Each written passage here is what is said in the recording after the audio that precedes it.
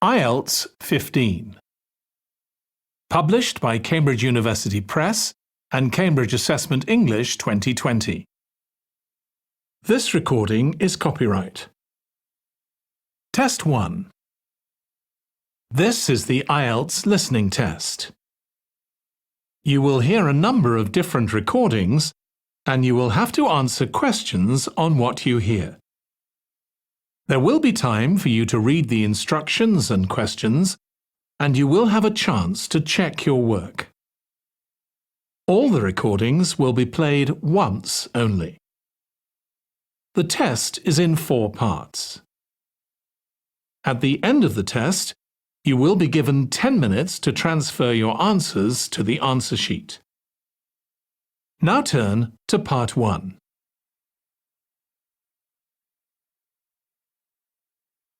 Part 1. You will hear a woman phoning a friend to get information about a job agency. First, you have some time to look at questions 1 to 5.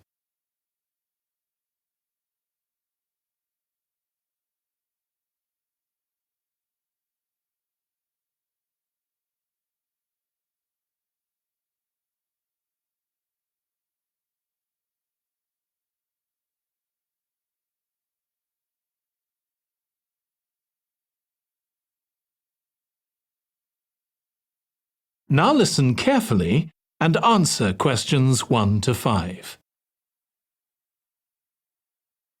Hello, William. This is Amber. You said to phone if I wanted to get more information about the job agency you mentioned. Is now a good time? Hi, Amber. Yes, fine. So the agency I was talking about is called Bankside. They're based in Docklands. I can tell you the address now. 497 East Side. OK, thanks. So is there anyone in particular I should speak to there? The agent I always deal with is called Becky Jameson. Let me write that down. Becky Jameson. Jameson.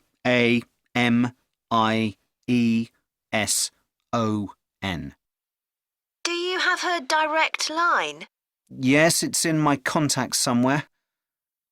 Right, here we are. 07866 510 333. I wouldn't call her until the afternoon if I were you. She's always really busy in the morning trying to fill last-minute vacancies. She's really helpful and friendly, so I'm sure it would be worth getting in touch with her for an informal chat. It's mainly clerical and admin jobs they deal with, isn't it? That's right. I know you're hoping to find a full-time job in the media eventually, but Becky mostly recruits temporary staff for the finance sector, which will look good on your CV and generally pays better too. Yeah, I'm just a bit worried because I don't have much office experience. I wouldn't worry. They'll probably start you as a receptionist or something like that. So what's important for that kind of job isn't so much having business skills or knowing lots of different computer systems, it's communication that really matters, so you'd be fine there. And you'll pick up office skills really quickly on the job. It's not that complicated. OK, good. So how long do people generally need temporary staff for? It would be great if I could get something lasting at least a month. That shouldn't be too difficult. But you're more likely to be offered something for a week at first, which might get extended. It's unusual to be sent somewhere for just a day or two. Right. I've heard the pay isn't too bad. Better than working in a shop or a restaurant. Oh, yes, definitely. The hourly rate is about £10, $11 if you're lucky. That's pretty good. I was only expecting to get £8 or £9 an hour. Before you hear the rest of the conversation, you have some time to look at questions 6 to 10.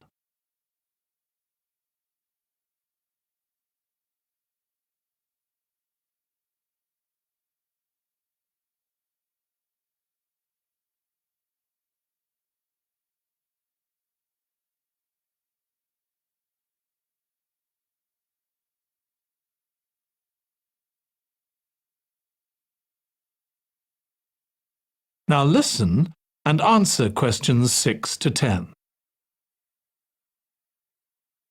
Do you want me to tell you anything about the registration process? Yes, please.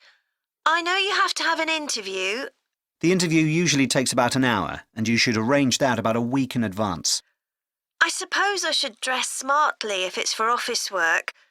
I can probably borrow a suit from Mum. Good idea. It's better to look too smart than too casual. Will I need to bring copies of my exam certificates or anything like that? No, they don't need to see those, I don't think. What about my passport? Oh yes, they will ask to see that. OK. I wouldn't get stressed about the interview, though. It's just a chance for them to build a relationship with you, so they can try and match you to a job which you'll like. So there are questions about personality that they always ask candidates, fairly basic ones, and they probably won't ask anything too difficult, like what your plans are for the future. Hope not. Anyway, there are lots of benefits to using an agency. For example, the interview will be useful because they'll give you feedback on your performance so you can improve next time. And they'll have access to jobs which aren't advertised. Exactly. Most temporary jobs aren't advertised. And I expect finding a temporary job this way takes a lot less time. It's much easier than ringing up individual companies. Yes, indeed. Well, I think I've covered it. That is the end of part 1. You now have 1 minute to check your answers to part 1.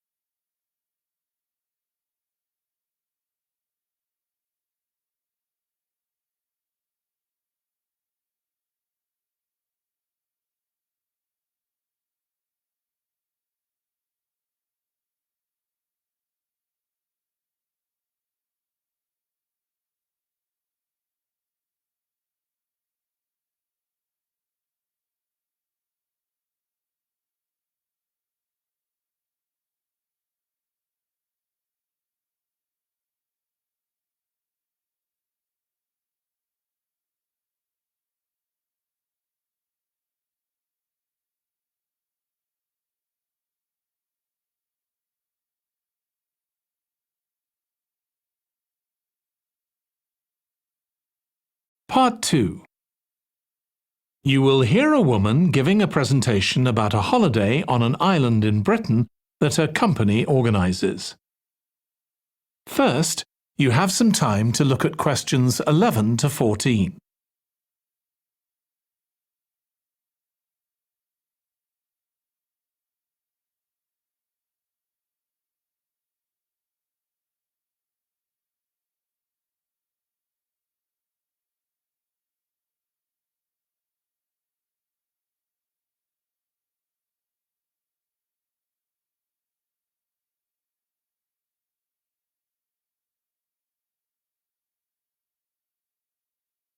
Now listen carefully and answer questions 11 to 14.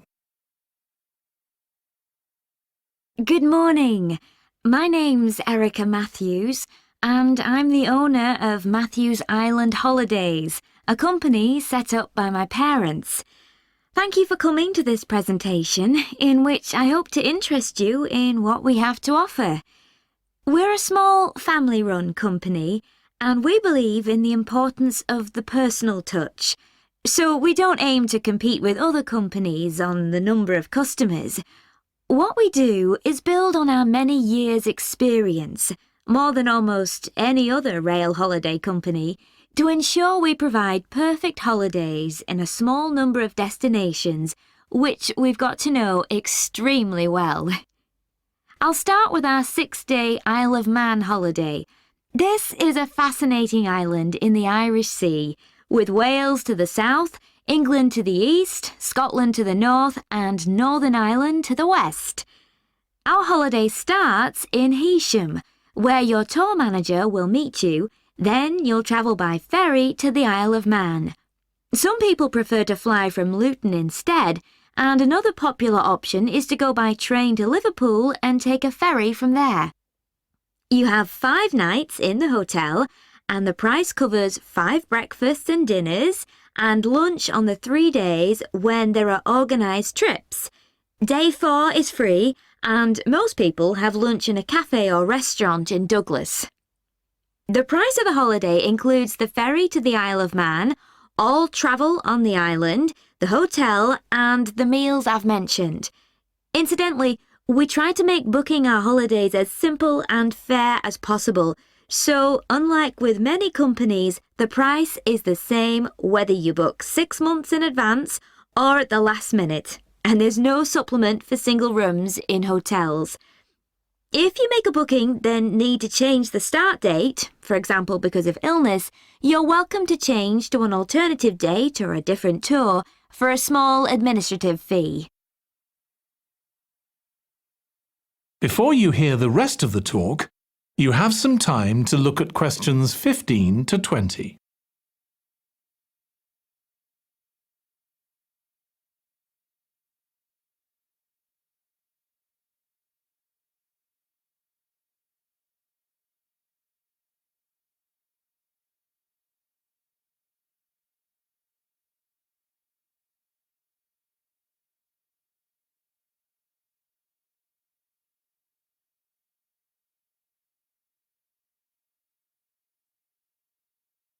Now listen and answer questions 15 to 20. Okay, so what does the holiday consist of? Well, on day 1, you'll arrive in time for a short introduction by your tour manager, followed by dinner in the hotel. The dining room looks out at the river, close to where it flows into the harbour, and there's usually plenty of activity going on. On day 2, you'll take the coach to the small town of Peel, on the way calling in at the Tynwald exhibition. The Isle of Man isn't part of the United Kingdom, and it has its own parliament called Tynwald. It's claimed that this is the world's oldest parliament that's still functioning, and that it dates back to 979. However, the earliest surviving reference to it is from 1422, so perhaps it isn't quite as old as it claims. Day 3, we have a trip to the mountain Snaefell. This begins with a leisurely ride along the promenade in Douglas in a horse-drawn tram. Then you board an electric train which takes you to the fishing village of Laxey. From there, it's an 8-kilometre ride in the Snaefell Mountain Railway to the top. Lunch will be in the cafe, giving you spectacular views of the island. Day 4 is free for you to explore, using the pass which we'll give you. So you won't have to pay for travel on local transport or for entrance to the island's heritage sites. Or you might just want to take it easy in Douglas and perhaps do a little light shopping. The last full day, day 5, is for some people the highlight of the holiday, with a ride on the steam railway from Douglas to Port Erin. After some time to explore, a coach will take you to the headland that overlooks the Calf of Man, a small island just off the coast. From there, you continue to Castletown, which used to be the capital of the Isle of Man and its medieval castle. And on day 6, it's back to the ferry, or the airport if you flew to the island, and time to go home. Now, I'd like to tell you a bit more. That is the end of part 2. You now have 30 seconds to check your answers to part 2.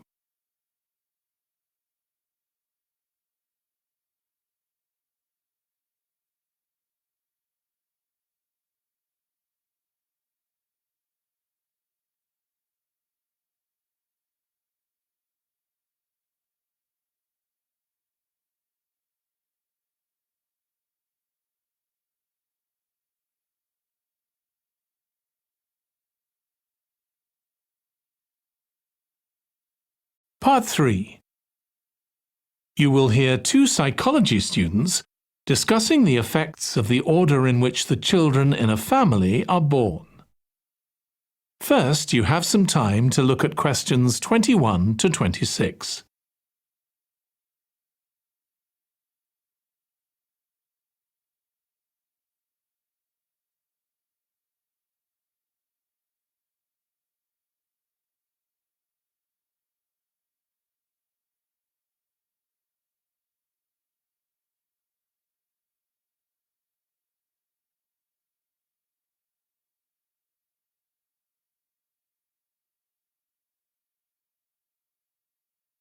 Now listen carefully and answer questions 21 to 26. Ed, how are you getting on with the reading for our presentation next week? Well, OK, Ruth, but there's so much of it. I know. I hadn't realised birth order was such a popular area of research. But the stuff on birth order and personality is mostly unreliable. From what I've been reading, a lot of the claims about how your position in the family determines certain personality traits are just stereotypes, with no robust evidence to support them. OK, but that's an interesting point. We could start by outlining what previous research has shown. There are studies going back over 100 years. Yeah, so we could just run through some of the typical traits. Like the consensus seems to be that oldest children are generally less well-adjusted because they never get over the arrival of a younger sibling. Right, but on a positive note, some studies claim that they were thought to be good at nurturing. Certainly in the past, when people had large families, they would have been expected to look after the younger ones. There isn't such a clear picture for middle children, but one trait that a lot of the studies mention is that they are easier to get on with than older or younger siblings. Generally eager to please and helpful, although that's certainly not accurate as far as my family goes. My middle brother was a nightmare, always causing fights and envious of whatever I had. As I said, none of this seems to relate to my own experience. I'm the youngest in my family, and I don't recognise myself in any of the studies I've read about. I'm supposed to have been a sociable and confident child who made friends easily, but I was actually terribly shy. Really? That's funny. There have been hundreds of studies on twins, but mostly about nurture versus nature. There was one on personality which said that a twin is likely to be quite shy in social situations because they always have their twin around to depend on for support. My cousins were like that when they were small. They were only interested in each other and found it hard to engage with other kids. They're fine now, though. Only children have had a really bad press. A lot of studies have branded them as loners who think the world revolves around them because they've never had to fight for their parents' attention. That does seem a bit harsh. One category I hadn't considered before was children with much older siblings. A couple of studies mentioned that these children grow up more quickly and are expected to do basic things for themselves, like getting dressed. I can see how that might be true, although I expect they're sometimes the exact opposite, playing the baby role and clamouring for special treatment. Before you hear the rest of the discussion, you have some time to look at questions 27 to 30.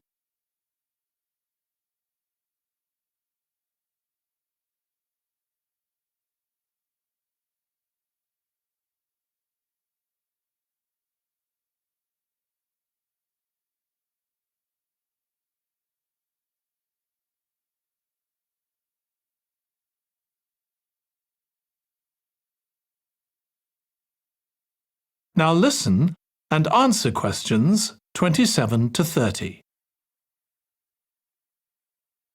What was the problem with most of these studies, do you think? I think it was because, in a lot of cases, data was collected from only one sibling per family, who rated him or herself and his or her siblings at the same time. Some of the old research into the relationship between birth order and academic achievement has been proved to be accurate, though. Performances in intelligence tests declined slightly from the eldest child to his or her younger siblings. This has been proved in lots of recent studies. Yes, although what many of them didn't take into consideration was family size. The more siblings there are, the likelier the family is to have a low socio-economic status, which can also account for differences between siblings in academic performance. The oldest boy might be given more opportunities than his younger sisters, for example. Exactly.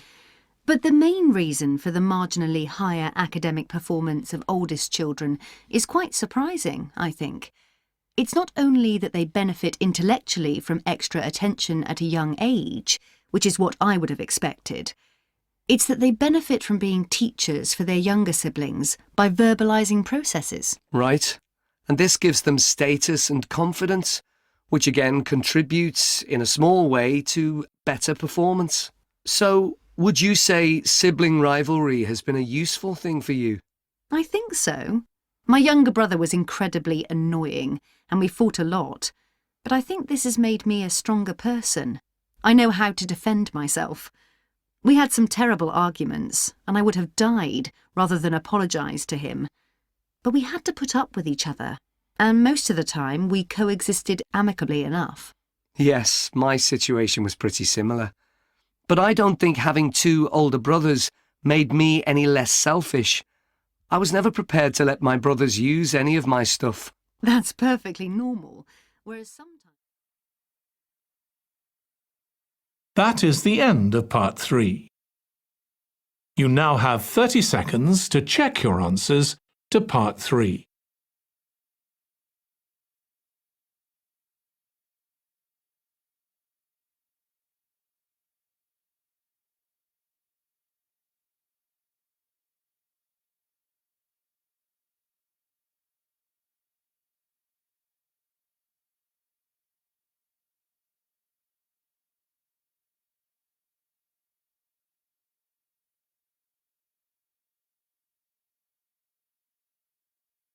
Part 4. You will hear a student giving a presentation about a type of tree known as the eucalyptus, which is common in Australia. First, you have some time to look at questions 31 to 40.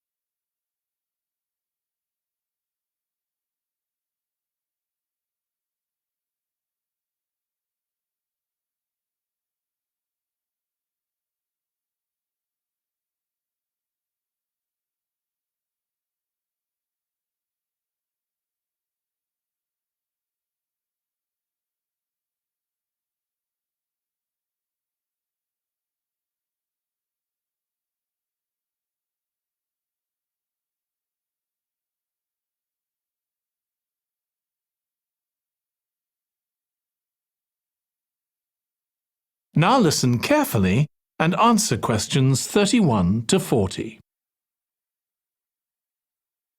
Today, I'm going to talk about the eucalyptus tree. This is a very common tree here in Australia, where it's also sometimes called the gum tree. First, I'm going to talk about why it's important. Then I'm going to describe some problems it faces at present. Right, well, the eucalyptus tree is an important tree for lots of reasons. For example, it gives shelter to creatures like birds and bats, and these and other species also depend on it for food, particularly the nectar from its flowers. So it supports biodiversity. It's useful to us humans too, because we can kill germs with a disinfectant made from oil extracted from eucalyptus leaves. The eucalyptus grows all over Australia, and the trees can live for up to 400 years. So it's alarming that all across the country, numbers of eucalyptus are falling because the trees are dying off prematurely. So, what are the reasons for this? One possible reason is disease. As far back as the 1970s, the trees started getting a disease called Mundula yellows. The tree's leaves would gradually turn yellow, then the tree would die. It wasn't until 2004 that they found the cause of the problem was lime, or calcium hydroxide, to give it its proper chemical name, which was being used in the construction of roads. The lime was being washed away into the ground and affecting the roots of the eucalyptus trees nearby. What it was doing was preventing the trees from sucking up the iron they needed for healthy growth. When this was injected back into the affected trees, they immediately recovered. But this problem only affected a relatively small number of trees. By 2000, huge numbers of eucalyptus were dying along Australia's east coast of a disease known as bell miner-associated dieback. The bell miner is a bird, and the disease seems to be common where there are high populations of bell miners. Again, it's the leaves of the trees that are affected. What happens is that insects settle on the leaves and eat their way round them, destroying them as they go, and at the same time they secrete a solution which has sugar in it. The bell miner birds really like this solution, and in order to get as much as possible, they keep away other creatures that might try to get it. So these birds and insects flourish at the expense of other species, and eventually so much damage is done to the leaves that the tree dies.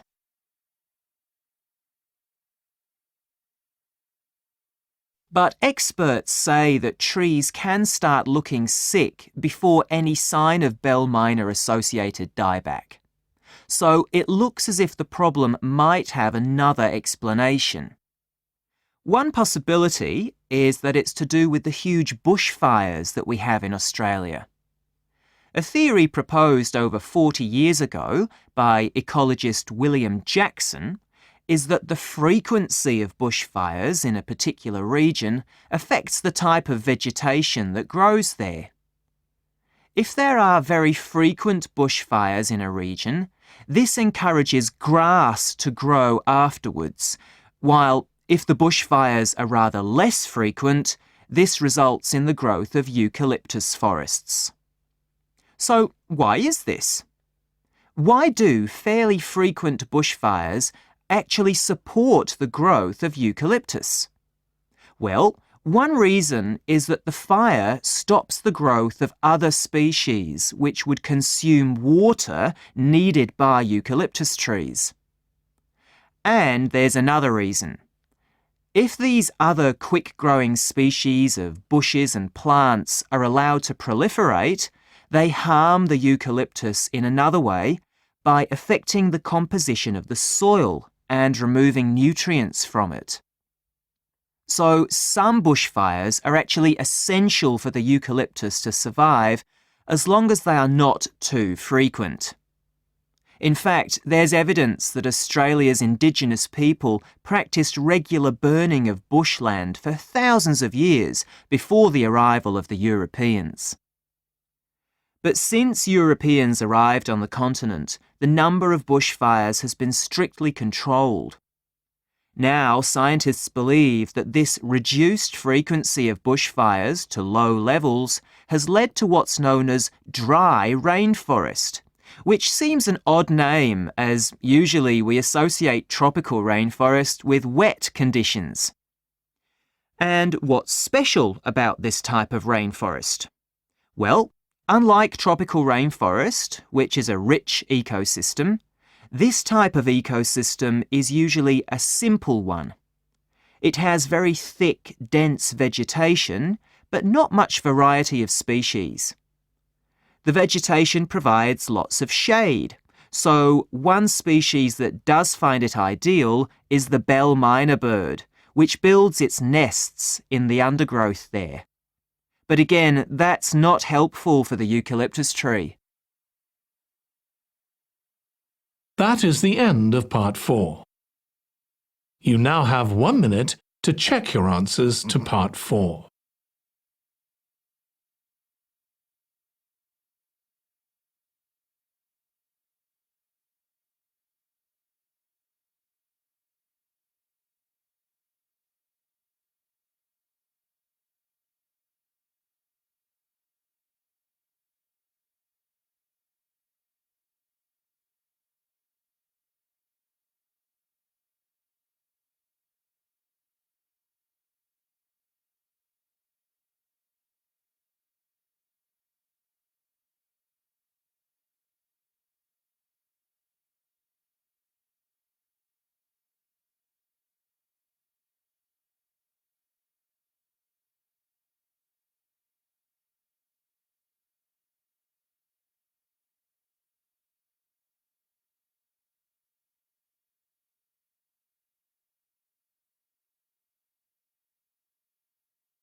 That is the end of the listening test. In the IELTS test, you would now have 10 minutes to transfer your answers to the answer sheet.